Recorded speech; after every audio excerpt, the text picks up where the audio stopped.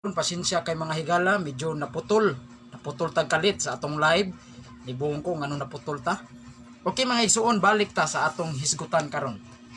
Mahitungod ni ining pagdagkot nato og kandila. Atong basahon ang King James Version mga igsuon.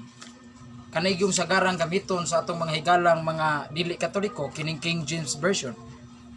Nga mabasa sa Marcos kapitulo 4 bersikulo 21.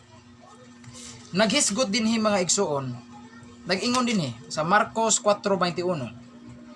Og siya miingon ngadto kanila, ang kandila gidala ba aron ibutang ilawom sa taksanan o sa ilawom sa higdaanan og dili ipahimutang diha sa kandilero? Klaro kay mga igsuon, naghisgot dinhi og kandila. Ang naghisgot niini mga igsuon mao ang atong Ginoong Hesukristo mismo. Nga matud pa sa atong Ginoong Hesukristo mismo, og siya miingon ngadto kanila, ang kandila gidala ba aron ibutang ilawom sa taksanan o sa ilawom sa higdaanan o dili ipahimutang diha sa kandilero? Sa to pa di mga igsuon, mismo ang atong Ginoong Hesukristo naghisgot mahitungod sa kandila.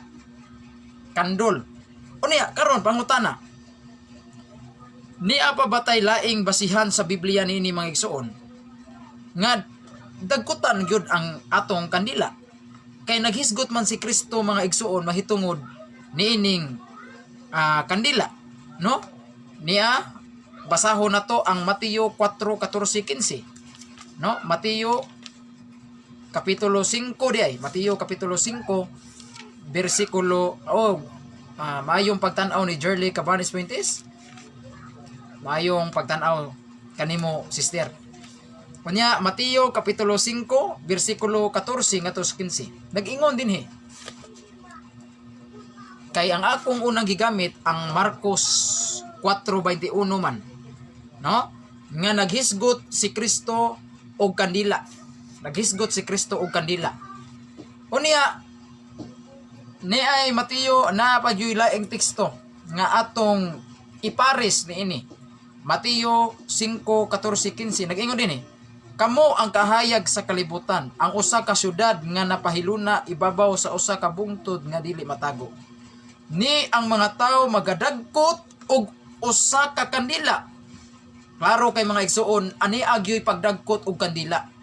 Klaro kayo nga ang atong Ginoong Hesukristo nagtudlo moog yoy namulong igsuon. Unsay giingon ni Kristo? Kamo ang kahayag sa kalibutan, ang usa ka syudad nga napahiluna ibabaw sa bungtod dili matago. Tuldok bersikulo 15. Ni ang mga tao magadagkot og usa ka kandila og ibutang kini ilawom sa taksanan apan ibabaw sa kandilero. Klaro kay igsuon nga naa gyud di ay pagdagkot og kandila. Sa to pa sugod sa Marcos 4:21, ang una natong gikutlo nga sitas Marcos 4:21 nga si Kristo naghisgot gyud og kandila. Sa to pa mismo si Kristo mga igsuon dili siya supak sa kandila ug dili siya supak sa pagdagkot og kandila. Pero ang atong mga higalang mga dili Katoliko ilang supakon ngano kitang mga Katoliko managkot magkandila. Ngano kitang Katoliko mag-ugbok man tag kandila diha sa sementeryo o diha baraw sa simbahan.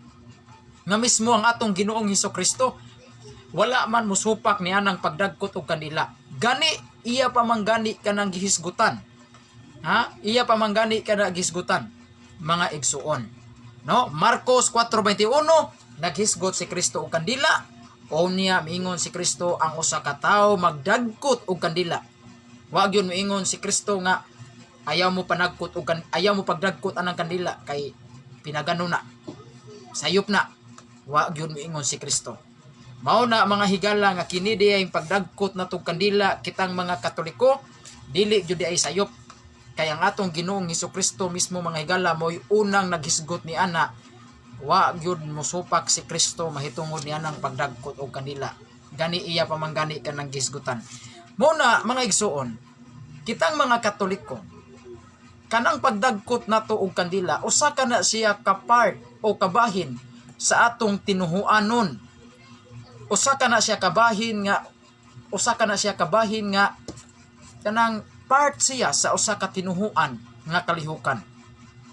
Kay kung atong sugdon ang Old Testament mga igsuon, arita sa Old Testament sa panahon sa mga Israelita, ang piniling katawhan sa Dios kaniadto sa Old Testament, panahon sa mga Israelita, sa ilang tinuhuan mga igsuon, kabahin na gyud ang pagdagkot og kandila, no? Kabahin na gyud na sa ilang tinuhuan ang pagdagkot og kandila. Sa panahon pa na sa Old Testament, kay sa Old Testament aduna na may relihiyon o tinuhuan kaniadto. Mao na mga igsuon, kung atong basahon ang Old Testament sa unang Kronikas kapitulo 13, bersikulo 11, mga igsuon, adunay gihisgutan dinhi mga igsuon. Atong basahon dinhi gapon sa Biblia nga King James Version. Kanang gamiton jud sagaran sa mga dili Katoliko. Kay kung mogamit man gutag Biblia sa Katoliko, moingon niya sila bugos man ang Biblia ha. Bias man na. Okay, atong basahon, no? Ang unang Kronikas 13 bersikulo 11 mga igsoon. Niya atong basahon. Og sila nagsunog ngadto sa Ginoo sa matag buntag og matag gabi sa sinunog nga mga sakripisyo og mahumot nga insenso. Naay insenso gani. Ang pagpasundayag nga tinapay usab o gipahimutang nila sa hanay nganha sa putli nga lamisa. Iman ka na lamisa. Mao nang altar. Og ang kandiliro sa bulawan uban sa mga lampara niini aron sa pagsunog matag gabi kay kami nagatuman sa sugo sa Ginoo nga atong Dios. Apan kamo misalikway kaniya. Klaro kay mga higala nga sa Old Testament pagyudiay kabahin na gyudiay kaniadto sa tinuhuan sa Old Testament ang pagdagkot og kandiliro, kanang pagdagkot og kandila. Kay kung maghisgot kag kandiliro, meaning butanganan na sa kandila, gitawag na sa in English og candlestick. Meaning kung dunay candlestick, dunay kandol. Kung dunay kandiliro, dunay gyoy kandila. Kay kanang kandiliro butanganan na sa kandila. Okay, matud pa dinhi sa unang Kronikas 13:11. Gihisgutan dinhi mga igsuon nga kini di ang kining pagdagkot og kandiliro mga lampara usa kini siya kasugo matud pa niya kay kami nagtuman sa sugo sa Ginoo nga atong Dios. Sa ato pa sugo gyud di ay sa atong Ginoong Dios nga magdagkot og mga lampara o mga kandila. Sa ato pa mga igsuon, kabahin na gyud di ay sa Old Testament sa karaang tugon, apila gyud na sa ilang tinuhuan ang pagdagkot og kandila. Mao na mga igsuon, dili sayop ang ilang gihimo nga nagdagkot sila kandila. Kay sugo man di ay kini sa Ginoo. Duna pa man gani sila'y insinso, niya pa man gani sila'y lamisa. Sa ato pa, kita pong mga Katoliko sa panahon ni Hesukristo, si Kristo nagtukod og tinuhuan. Mao na kay nagtukod og tinuhuan, naghisgot usab si Hesukristo og kandila, og pagdagkot og kandila mga igsuon. So klaro, tin-aw og tataw nga kini ding pagdagkot natog kandila, kitang mga Katoliko mo adto tag simbahan managkot tag kandila o adto batag menteryo, usag gyud kana siya kabiblikal ang pagdagkot og kandila.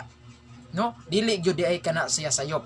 Kay kung sayop kitang mga Katoliko, kung nasayop ta kitang Katoliko sa pagdagkot og kandila, ang unang nasayop ang katawhan sa Israel. Kay ang Israel mo'y unang nagdagkot og kandila sa ilang tinuhuan. Mao kana mga igsuon. Mo na nga kining atong gina-practice kitang mga Katoliko sa atong pagpractice sa pagdagkot og kandila dili gyud sayop. Mingon sila nga ay pinagano man na brad. Kanang gibuhat sa Katoliko nga nagdagkot og kandila, pinagano man na, pagano buhat kuno sa pagano. Dili kana buhat sa pagano igsuon. Kay sawa pa ang mga pagano, di gihisgutan na kana daan sa Biblia. No?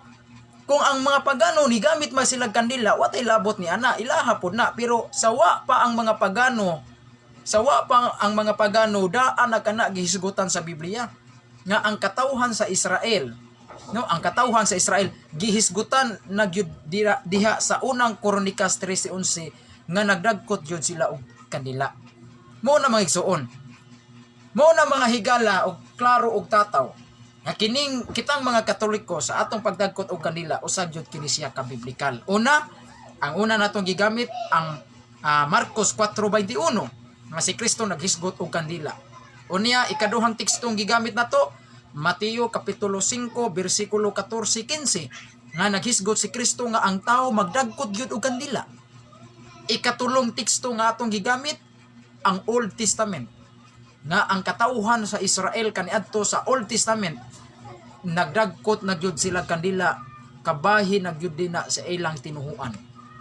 Mao na nga kita pong mga Katoliko kay naamanta sa sakop sa tinuhuan ni Hesukristo nga iyang gitukod nga way lain matud pa sa mga dagkong kasaysayan mao ang Iglesia Katolika Apostolika Romana mao na ato usab kanang gigamit ang pagdagkot og kandila gumikan kay si Hesukristo naghisgot man niana. Kay tungod kay wala may balaod sa Old Testament nga kadtong pagdagkot og kandila pahunungo na. Busa kay walay balaod ang Old Testament ug walay balaod ang Biblia.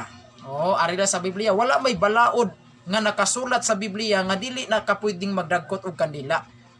Wala po'y balaod nga nahasulat sa Biblia nga nagsugo nga dili na pwede magdagkot og kandila o pahunungo na tong pagpraktis sa pagdagkot og kandila.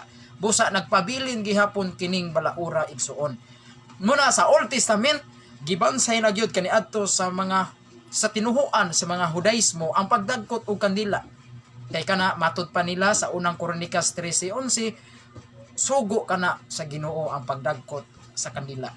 Mao na nga kabahin kana sa ilang relihiyon. Mao na kita usab nga mga Katolikong Kristiyanos nga naa kita sa sakop sa tinuhuan sa atong Ginoong Hesukristo nga mao ang Iglesia Katolika Apostolika Romana nagbansay usab kita ni ining pagdagkot og kandila. Okay, unya kining pagdagkot nato og kandila igsuon aduna kini siya mga kahulugan. No, atong hisgutan mga igsuon kining kahulugan sa kandila. No? Matud pa dinhi mga igsuon natay